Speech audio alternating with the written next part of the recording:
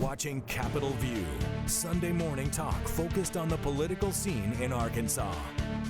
Welcome back to the program. Joining me now for a healthy conversation about what's going on in the world of politics, Michael Cook, Democratic strategist, Republican strategist, Sylvester Smith. Thank you both for being here. Thank you for having us. Thank you for having us. us. You're an attorney and a lobbyist as well. You're a political consultant as well. I want everybody to know you guys do all kinds of stuff there. So, okay, let's begin with Governor Sarah Huckabee Sanders.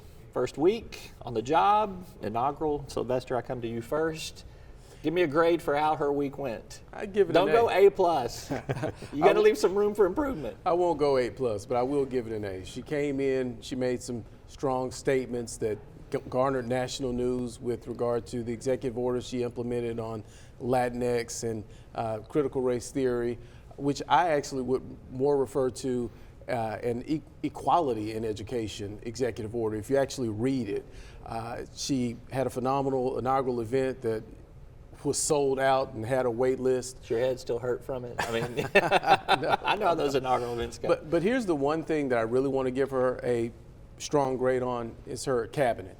She really hit the ball out the park with some of these appointees, people that are very well experienced, people that are national thought leaders in their respective areas, and I believe she's got the state on track. She did pretty good with some in-state folks, too. Michael Cook, you get to give her an A grade as well. So he may grade this one a little differently. Right. Well, like the first week of any governor, I mean, this is the absolute honeymoon period. You get the inauguration, you get the ball, you get the speech. So I'm sure, I don't know if it could B+, I guess, even still it's being generous, I take issue with some of those executive orders that she passed. Clearly, I think we're going to see a lot more of these kind of red meat things to get her on Fox News and get a national audience, things that really don't make a big difference, but it gets her publicity and gets her a lot of fanfare with a base that loves that red meat. I think this is kind of a distinction here. Former Governor Asa Hutchinson kind of did everything by task forces. That was his MO. I think she's going to be executive order is going to be the way that she operates. Well, like Trump, yeah. Yeah, exactly. All right, the legislature, huge Republican supermajorities in the legislature, small Democratic, I call them a super minority in there. Where does Governor Sanders get pushback in this legislature, Michael? Maybe the tax cuts to a certain extent. Her plan is to eventually phase out all income taxes. She says she wants to do it in a quote responsible manner, but when income taxes are 50% of the budget, it gets kind of hard to really do it in a responsible manner. I think some of the more responsible Republican leaders will find a way to kick the can down the road, and maybe we'll do something in 4 to 6 years. That'll be one of the bigger things I think there'll be some pushback on. All right, Sylvester. I frankly don't expect much pushback.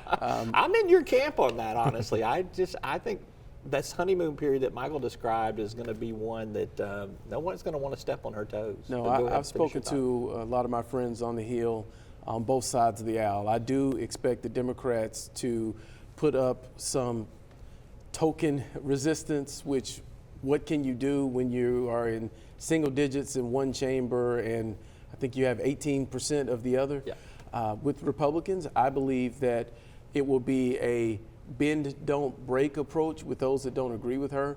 I mean, what Republican is against reducing taxes? And she said she wanted to do it responsibly. And so that means phasing it in, sort of like Governor Beebe did with the sales tax on food. And so I don't expect very much pushback at all on that. Once we start talking about criminal justice reform, I do believe that we're going to have to look at some massages to her approach because there are some serious realities about the whole concept of good time and how the prison administration uses that to enforce the rules and enforce compliance in a way that prisoners actually want to behave. Let's take that issue and education in the form it's going to come in this legislative session. They're both going to be omnibus bills, which means there's going to be a lot of, they're going to be, I've heard that the education bill, the over-under is 500 pages. Could it be over 500 or under 500? Criminal justice, maybe 300 pages. I mean, they're going to be massive.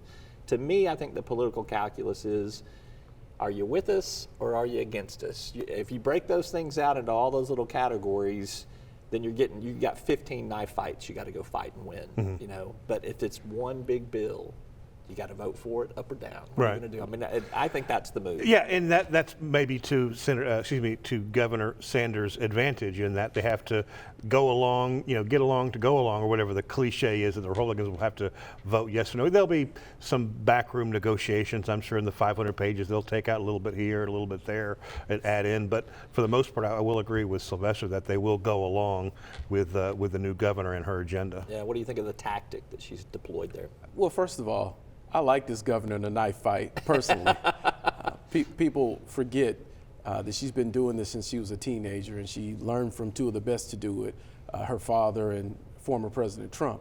But I do believe that the approach of an omnibus bill will be the way to go on both those measures.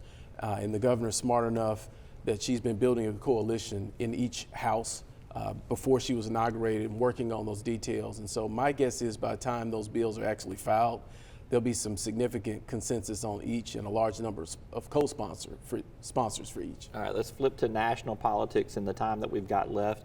Kevin McCarthy had a better week than the previous week. Joe Biden had a worse week than the previous week. You can throw some others in there. Sylvester, I'll let you go first. What are we supposed to make of this national spectacle that we've been watching for the last couple of weeks? It's been insanity. Spectacle is the right word. I actually empathize with Kevin McCarthy and do have some respect for his stick-to-itiveness. I was one of those that kind of felt moved by the argument that he should step aside for the good of the nation. But I also, just following his career, recognized that he really did earn his shot. And he had stepped aside once before. And frankly, 5 knuckleheads shouldn't be able to alter the course of this grand nation. They really should not, especially that 5 group of knuckleheads. And that's just the way I see them. With regard to President Biden, I think he really hurt himself. I do appreciate that our Attorney General, Merrick Garland, is who they said he was, and that he wanted to make sure there was equity on both sides and appointed the independent counsel.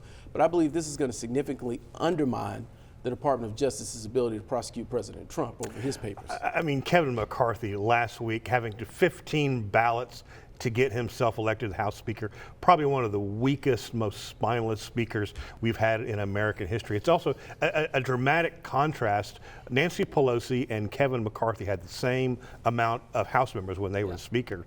Nancy Pelosi ran that House smoothly. There was never any big issues. She, figured it all out. Kevin McCarthy, right from the get-go, just shows his incompetence and it didn't have a concept of did I have the votes or did I not. It portends what we're going to see of the mess coming out of House Republicans for the next 2 years. On Biden, a lot of hassles this week with these documents. The bigger play, I think, is that there's the legal piece and then there's a political piece. The legal pieces are the special counsels will be investigating Biden's and Trump's documents. And there are clearly 2 different ways of how these things went down in terms of how Trump tried to stonewall and how Biden was cooperative. However, politically, to the average citizen, it looks like all the same with classified documents in people's desk drawers. So it's good for Trump and not so great for Biden. Go about 30 seconds. Something that's good for Biden. Biden did the thing that we lawyers tell our clients to do: shut the heck up. And so the thing that Biden has that Trump doesn't, anyone who worked for him, including the maid, could have put those documents in those closets or wherever the heck they were found. President Trump did the thing we always say don't do. He talked. Those are his documents. He had every right to keep them. I think fundamentally that would play a key role in how these 2 things resolve differently. All right, Sylvester Smith and Michael Cook, always good to get y'all's take. And somewhere during this session, we're putting fake knives up here, and we're going to have a fake knife fight on this set. So thank y'all both for being here. That'd be awesome. Thank you, Ron. And we're back to wrap up right after this.